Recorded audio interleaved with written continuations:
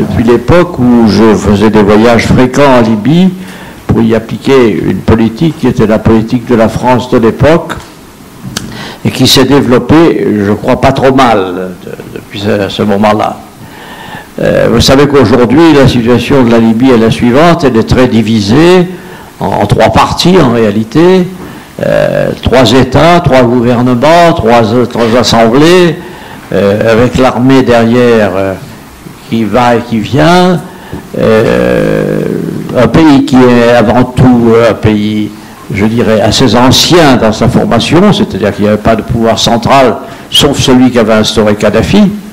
Et aujourd'hui, les puissances occidentales, divisées elles-mêmes, font les unes et les autres, chacun leur jeu, leur histoire, pour essayer de mettre la main sur quoi? Sur la Libye et ses ressources. Les informations que nous avons les uns et les autres, qui sont utiles, je crois, d'être échangées, ce qui me permet de dire au passage, pour ne pas reprendre la parole après, que je me réjouis de voir une assemblée comme celle-ci, qui doit actualiser les choses, et ce n'est pas par hasard non plus que cette réunion intervient au moment où les choses bougent terriblement dans la région, non seulement en Libye, mais dans le reste du pays.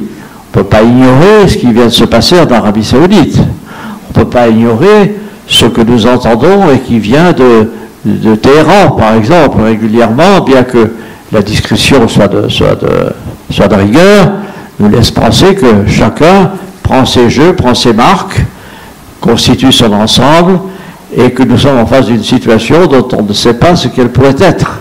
En tout cas, on peut le supputer. En tout cas, moi, je le suppute, je le suppose. Alors, pour répondre à la question, la situation de la Libye, que voulez-vous qu'on dise? C'est qu'elle est très divisée, très difficile.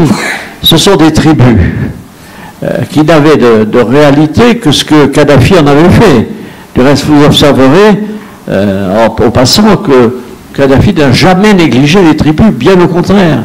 Et dans les pires moments, malgré son pouvoir autoritaire, et Dieu sait qu'il l'exerçait bien, j'en ai eu la preuve à plusieurs reprises, il réunissait et il envoyait des émissaires dans les tribus. Il ne faisait rien sans avoir l'accord des tribus. Et la meilleure preuve, c'est que lui était originaire d'une de ces tribus, une des plus petites, mais des plus efficaces. Et que j'ai eu l'occasion, moi, à l'époque où je le voyais, et qu'il avait confié cette relation personnelle que nous avions à son cousin, qui était de la même origine que lui, de la même tribu, le colonel qui était chef de l'aviation générale de la Libye, et qui a mal fini, puisqu'un jour il m'a annoncé, il m'a dit, écoutez, il faut que je vous dise que malheureusement, votre ami, le colonel Shehab, plus son nom, enfin, qui est un cousin germain direct, a été tué dans un accident. La petite enquête à laquelle je me suis livré m'a laissé penser qu'il ne s'agissait pas d'un accident, en réalité. Bon, c'est un épisode pour montrer que, à cette époque-là,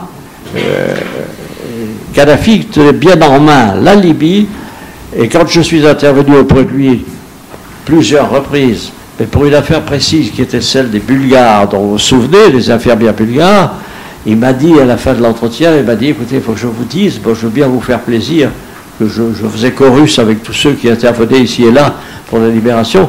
Il m'a dit, vous savez, c'est une région qui est très turbulente pour moi et qui me pose beaucoup de problèmes. Et c'est quelque chose que l'on n'imagine pas en Occident. C'est que des régions, des pays comme ça, peuvent être à certains moments en turbulence ennuyeuse pour le pouvoir central. Donc, ce pouvoir central qui était déjà contesté en partie, mais contenu par Kadhafi, aujourd'hui est déchaîné. Ça veut dire personne n'a d'autorité. Personne ne peut intervenir. Ceux de Benghazi n'interviennent pas à Tripoli et inversement. Donc la réponse, chère madame, je ne vous ai pas vu, mais je vous ai entendu, elle peut qu'être une réponse à la mesure de la question.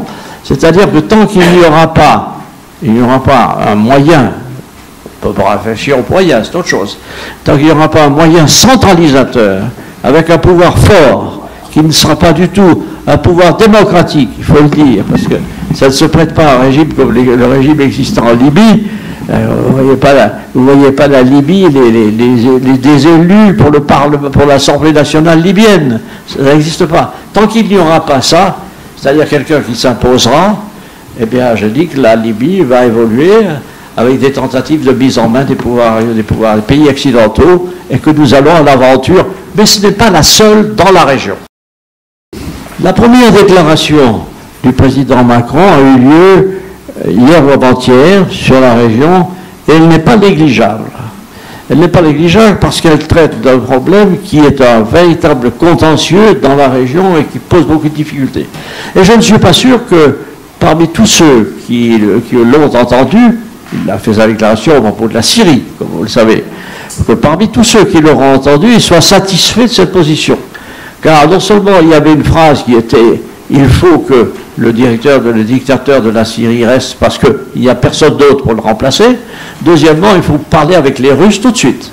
Ce qui va à l'inverse, qui est à l'inverse de la politique que certains ont préconisée, vous vous en souvenez, il y a quelques mois, c'était pas si loin que ça, et bien que ce successeur, ce bon successeur qui était là, soit maintenant dans un poste tranquille, il était quand même pour le battre en guerre, et il fallait que Assad se libère le soir même, rappelez-vous, de la Syrie. Donc, il faut attendre les discussions. Les discussions, les rencontres, les déclarations, et je ne tiens pas pour négligeable celle qui a été faite hier, parce qu'elle émane de quelqu'un dont nous savons, M. Macron, moi je le connais bien, et vous sans doute aussi, a des qualités, mais qu'il les exprime avec autant de clarté, sur un problème aussi difficile, et pour moi plutôt rassurant.